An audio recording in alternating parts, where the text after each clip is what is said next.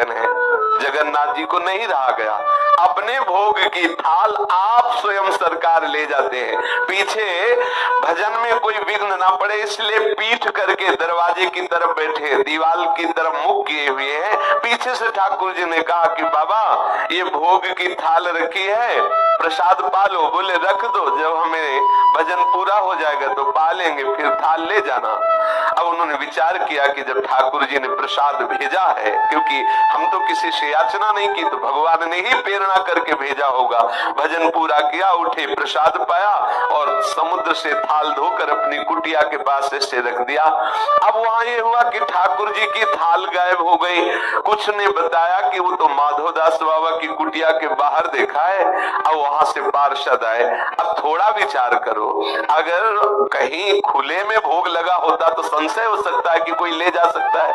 अच्छा, ले भी जाएगा तो वो कुटिया के बाहर क्यों रखेगा? वो तो उसको एकांत में चुरा के रखेगा, वो तो धो के बाहर रखे। किसी ने नहीं ये बात समझी, खूब पिटाई हुई। अगर ये 56 भोग भी पवाते हैं तो बाहर से थप्पड़ भी पवाते हैं, दोनों के लिए थोड़ा तैयार रहना चाहिए। ठाकुर बड़े लीला बिहारी है। अब सूली की सजा निश्चित कर दी गई जनाबाई जी के लिए।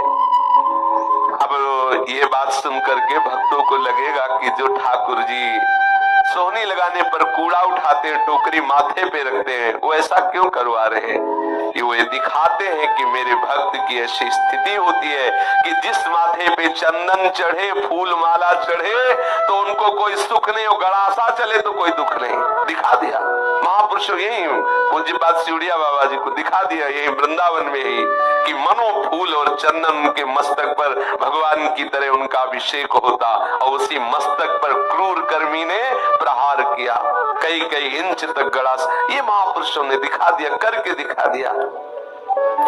अब सूली पर चढ़ाने के लिए उनको बांध करके जनाबाई के हाथ ले जाया गया चंद्रभागा नदी के तट पर। जब जनाबाई ने देखा बस सूली पे चढ़ाया ही जा रहा है तो बस हृदय से की बहुत बढ़िया, जैसे विठ्ठल आपकी इच्छा, और बस विठ्ठल विठ्ठल विठ्ठल विठ्ठल विठ्ठल। जैसे जैसे वो बोलती विठ्ठल विठ्ठल वैसे सूली पिघलती जाती। जैसे मोम को आंच लगा दे तो पिघलती चली जाए, ऐसे वो आंख मूंदे। वो ये नहीं चाह रही थी कि सूली पिघले, वो तो इसलिए विठ्ठल विठ्ठल पुकार रही थी कि अब शरीर का अंत है और मैं विठ्ठल की दिव्य सेवा में जा रही हूँ, इसलिए विठ्ठल विठ्ठल। जैसे ही बोलती विठ्ठल विठ्ठल विठ्ठल, वो सूली गलती चली जाती और पानी की तरह पिघल गई। सूली नाम की वहां कोई चीजें नजर नहीं आई। सब आश्चर्यचकित हो गए जो राज दरबार के सैनिक थे। जनाबाई को सबने प्रणाम किया, सबने क्षमा मांगी कि गलती हो गई। ये प्रभाव दिखाने के लिए इसमें दो बातें आई। जनाबाई जी को किंचित मात्र भय नहीं, क्योंकि सूली की सजा क्या मेरे प्रीतम का विधान है और मेरे प्रीतम के मिलन के लिए अब ये शरीर छूटने वाला, तो कोई भय नहीं। और दूसरी बात ये कि मेरा भक्त कितनी महिमा से युक्त होता है। ये है भगवत चरणारविंद के समर्पित हृदय की शक्ति, सामर्थ्य। इसीलिए प्रभु दिखाते हैं कि मेरे भक्त पर प्रकृति का कोई भी प्रहार विचलित नहीं कर सकता, नष्ट नहीं कर सकता। हाँ, ऐसी लीलाएं हुई है, प्रभु का बुलावा है। अब अंतिम लीला जो भी होनी हो करके वो दिव्य स्वरूप से प्रभु की सेवा में पहुंच गए। जनाबाई के चरणों में सबने प्रणाम किया।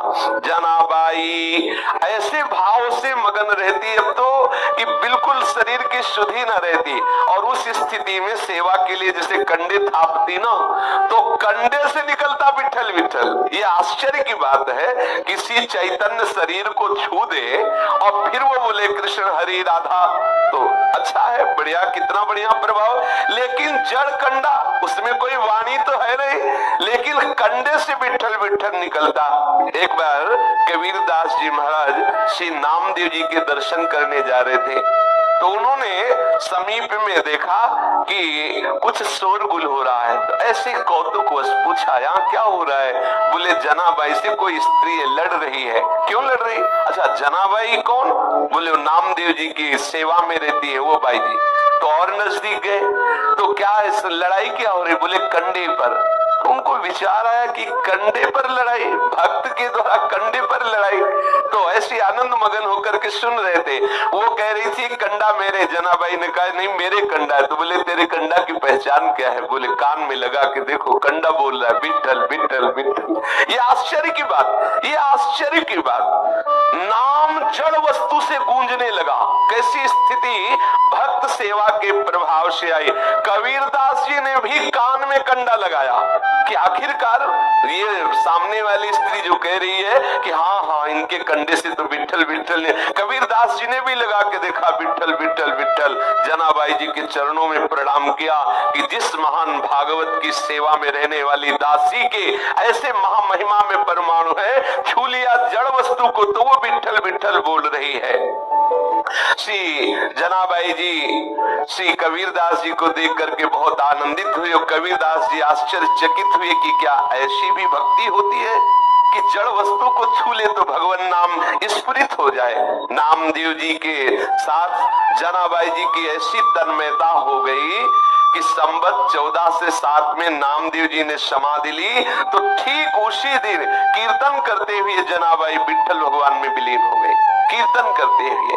तो जो भक्त जन है वो तीर्थी कुर्वन्ति तीर्थानि, जो उनके चरणों का आश्रय ले ले तो संपूर्ण हृदय के विकार नष्ट करके भगवत अनुराग में रंग देते हैं।